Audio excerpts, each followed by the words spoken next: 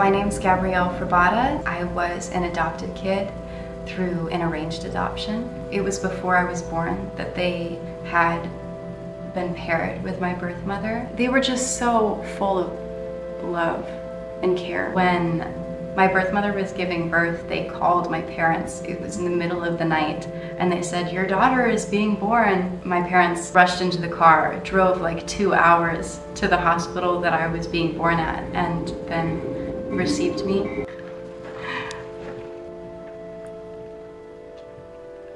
The word adoption was passed over my head the entire time that I was growing up. There wasn't a time in which I didn't know. As I was getting older, I started to realize I have different eye color than all of my family members. Everybody's very tall and I'm not. As I matured and my features started to come in, that I was continuously sort of seeing somebody else in the mirror than who I thought maybe I would see as I was growing up. As a kid, with those emotions just like suddenly coming up, I think that it did affect me for a while, and then I had to sort of work through what that actually means. When I got older, it came clear to me that she had struggled with addiction, and so that's the reason why. I don't think she had enough support to raise me. My other half-siblings were mostly raised by their fathers. When I was 18, my eldest sister, half-sister, reached out to me. That's how I got in touch with them. All she knew about me was my first name and my middle name. Ended up being my Instagram. She sent me an email. The header of the email was biological sister, question mark, question mark, question mark.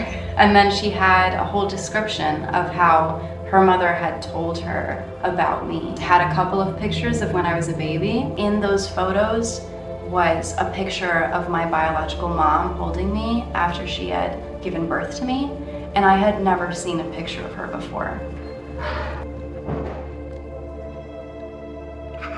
While I was corresponding with my eldest sister through email, she sent me a newspaper clipping of a crime case where my biological mom was in a violent sort of altercation in a car on the highway with a man. Based on the timestamp on the newspaper, it seems like it was before she was pregnant with me. Made me question, like, what kind of people am I related to? Because the things that I had heard about my birth mother, it sounds like she was a wonderful woman, but she also had things that she was working through all the way up until her passing. I didn't get to meet her, but I did go to her funeral and her ashes spreading. At the time, I really wanted to go alone. It felt like it was the only thing that I could do about my adoption that was on my own accord, because being adopted, especially in an arranged adoption, there's really no knowing that that happened to you until later, and the loss of control. It was something that I thought in my mind, if I went to the ashes ceremony alone, I could somehow remedy. I realized that I couldn't go alone. My parents knew my mom better than I did. I wanted to allow them into that sort of grieving space, and I also needed them. The drive there was emotional. We met up with my biological siblings at a gas station. It was during the pandemic. We all had masks on, so everybody lowered their mask, and then I lowered my mask. A hush fell over the crowd.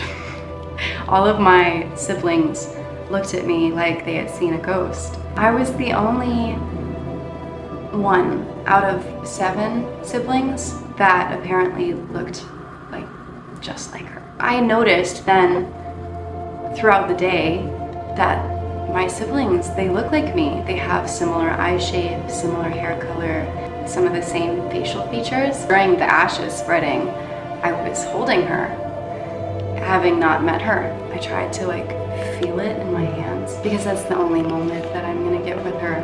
But I think it was so surreal that I couldn't really feel anything until after, when I could process. Art has been able to help me process my experience as an adopted kid.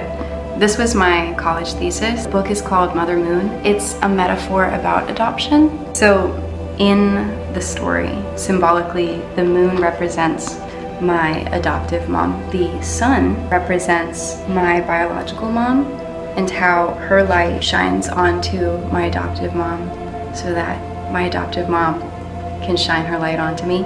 The times in which I've felt my birth mother's presence or her love has been through my family. That's just a way of processing how love transfers from one person to another. I didn't realize I had to forgive my birth mother. I think as an adopted kid, you struggle with feelings of loss. To come to terms with that and to forgive is a way of feeling love unconditionally for the people in your life and also the people who are not in your life. I think my mentality, I might not be related to them, but we're here in the same space. We can share love and we can have friendship. I've always felt as though we are all sort of children of somebody. If you are an adoptive parent, you want to make sure that your child feels secure later on. Just encourage them to express in the ways that they can, because everybody has a way of expression.